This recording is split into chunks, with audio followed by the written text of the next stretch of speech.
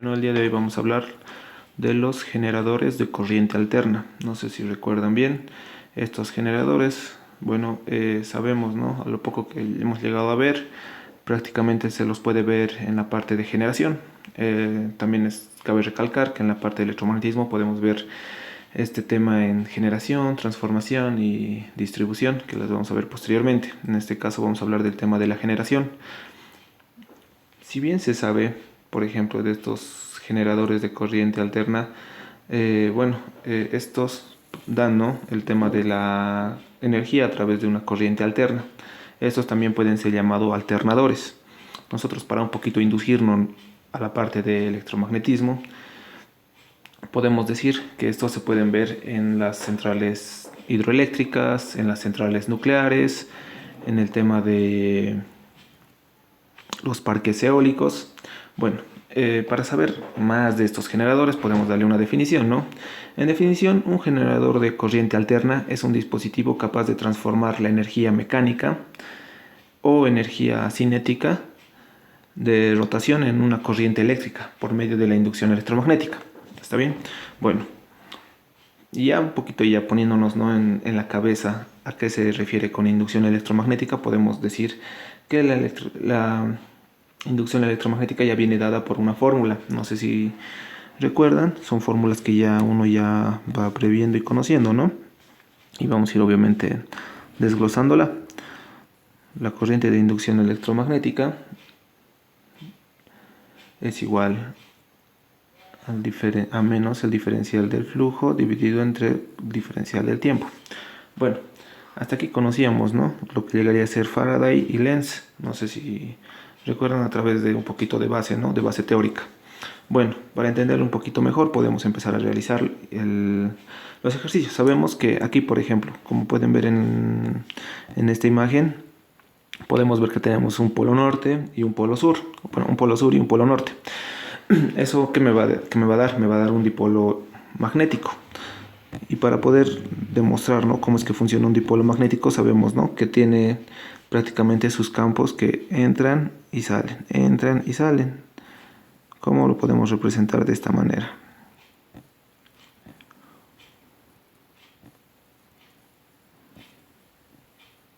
Muy bien. Bueno, una vez representado, ¿no?, este tema de la inducción, entonces lo que llega a pasar es que llegamos a poner nosotros una espira.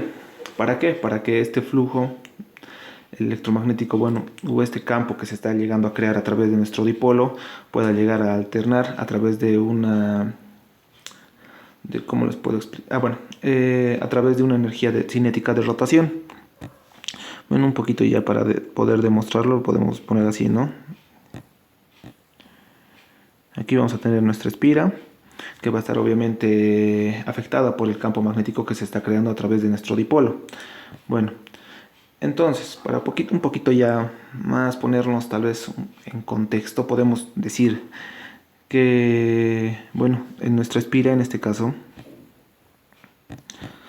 va a estar girando constantemente. No sé si recuerdan, ¿verdad? Esta espira es la que va a estar girando. En esta espira podemos decir, bueno, un poquito ya referenciando la espira, podemos poner que vamos a tener aquí nuestra espira.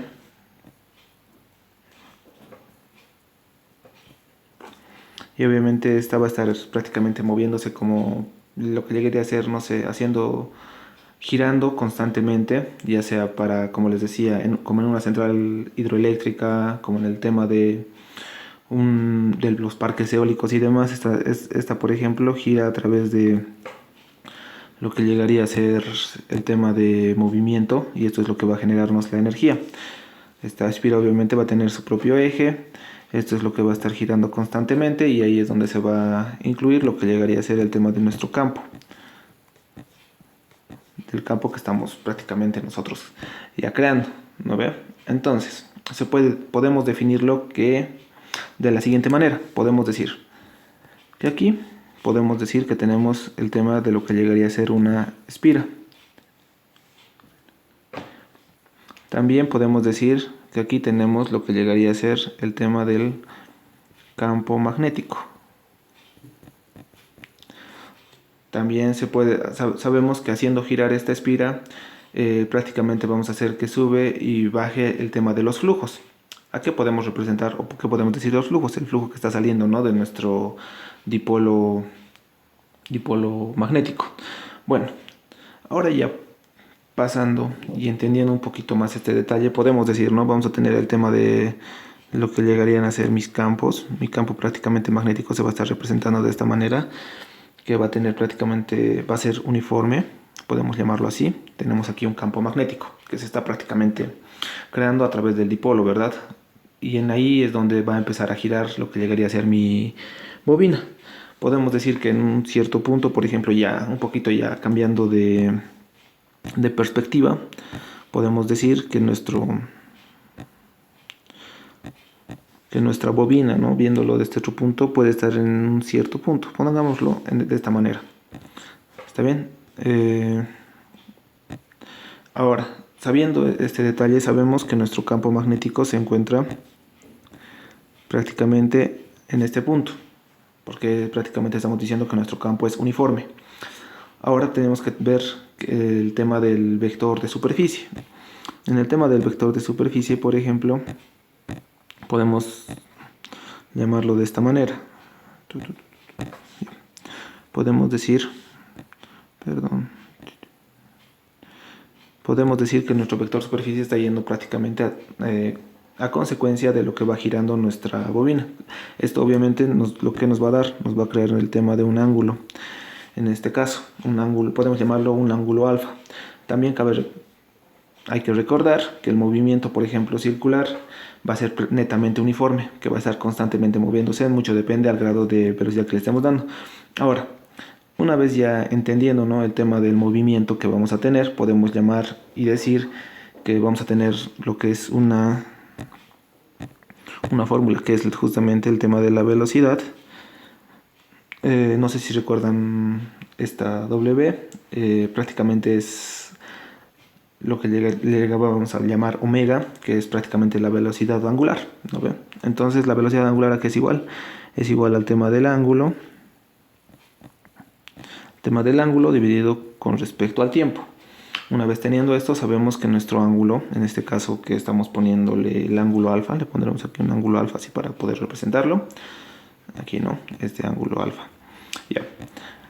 Va a ser igual al ángulo alfa, que va a ser igual a omega o velocidad angular por el tiempo. Bueno, una vez teniendo esto, sabemos, ¿no?, este detalle de lo que vamos a tener en el ángulo, que va a ser prácticamente variable con respecto a lo que vaya moviéndose, y en un determinado tiempo, si hacemos parar el tema de la bobina, vamos a poder ver el tema de su vector superficie, que lo podemos ver en esta parte. Su vector de superficie, tenemos su vector de campo magnético y también tenemos el ángulo que se está formando.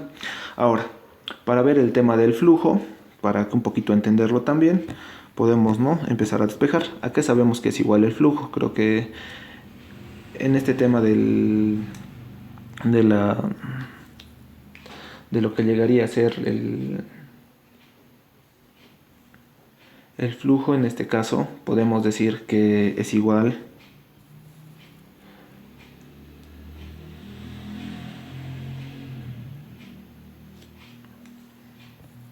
al campo magnético por la superficie, ¿no? Es lo que estamos viendo aquí, ¿no? En el flujo tenemos un vector de campo magnético y un vector de superficie. Ya. Esto, por ejemplo, ya podemos un poquito ya despejarlo. Por ejemplo, tenemos lo que llegaría a ser el campo magnético, que en este caso es uniforme.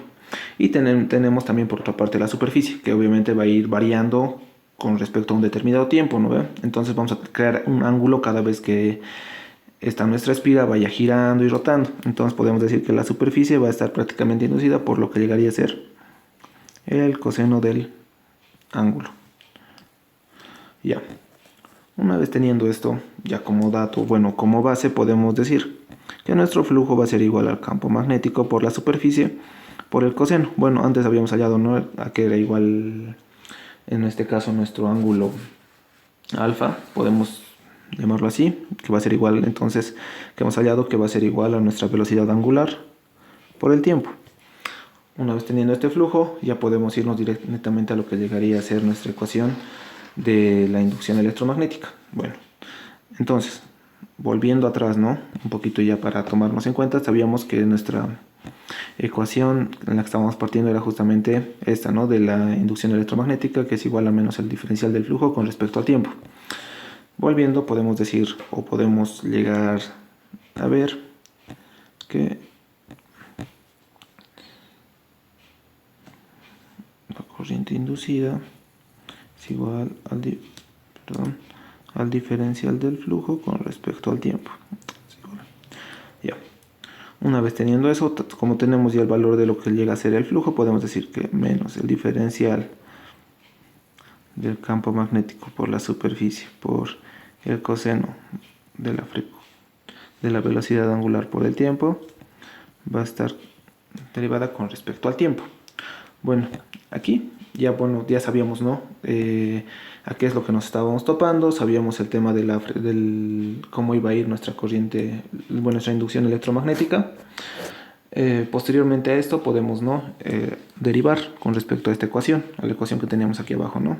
Tenemos el campo magnético, superficie, coseno y demás. Entonces, ya siguiendo, entonces nuestra inducción electromagnética va a ser igual a menos el campo magnético por la superficie, por nuestra velocidad angular, en este caso derivante sería por menos seno de nuestra velocidad angular con respecto al tiempo. Ahora viendo, ¿no? El tema de los signos, podemos decir que nuestra inducción va a ser igual a nuestro campo magnético por nuestra superficie, por el tema de nuestra velocidad angular, por el seno de nuestra velocidad angular, por el tiempo. Bueno, una vez teniendo ya prácticamente ya sacada nuestra inducción electromagnética, hay algo que cabe recalcar. Ya es bueno, prácticamente se podría llamar que es un truco de la superficie. Por ejemplo, si nosotros ponemos una bobina demasiado grande, obviamente el tema de de lo que llegue a ser nuestra espira sería demasiado, ¿no? Para hallar prácticamente lo que llegue a ser la corriente inducida. Entonces, lo que nosotros, o bueno, los ingenieros, ¿no? Antes para poder tomar, en vez que no sea un área o un diámetro tan grande, lo que han llegado a hacer es que en vez de tener una bobina demasiado grande, bueno, en este caso es así, una bobina demasiado grande, han llegado a prácticamente esta bobina, ¿cómo les puedo decir? Enrollarla y demás para tener un bobinado más amplio, se podría decir. O sea, si antes era solo una espira, ahora podrían ser hasta 20, 30, 40 y en espiras, ¿no? Entonces eso es prácticamente lo que ha llegado a hacer la ingeniería. Entonces se podría decir que la superficie está dada por el tema del número de espiras que se está dando. Entonces nuestra superficie ya no era la superficie y ya, era prácticamente el número de espiras por la superficie. Así, entonces, ¿qué podemos decir de nuestra inducción electromagnética? Entonces esto era igual al campo magnético por el número de espiras por la superficie, por la velocidad angular, por el seno de la velocidad angular, por el tiempo. Bueno, una vez ya teniendo esto, ¿no? Como se podría decir, como una base, ya podemos decir, en este caso, o bueno, lo que se han llegado, ¿no? A determinar es que el tema de nuestro voltaje máximo en este caso, ya con respecto a la fuerza electromotriz, era el voltaje máximo. El voltaje máximo estaba dado justamente por estos valores, que era campo magnético, número de espiras, superficie y lo que llegaría a ser la velocidad angular. Bueno, en este caso podemos decir que nuestra velocidad angular está dado por esto. Esto llegaría a ser el tema de nuestro voltaje máximo.